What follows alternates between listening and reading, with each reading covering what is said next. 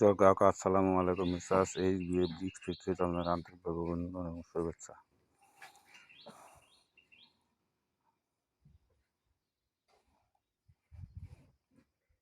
কম দামে এবং সাশ্রয়ী দামে আপনারা যদি নির্মাণ কাজ করতে চান, তাহলে হলো ব্লক এবং ইট দিয়ে, কংক্রিট বীজ দিয়ে বাড়ি বানাতে পারেন এবং নির্মাণ কাজ করতে পারেন। এই দেখেন আমাদের লোড চলতেছে, লোড পয়েন্টে লোড চলতেছে।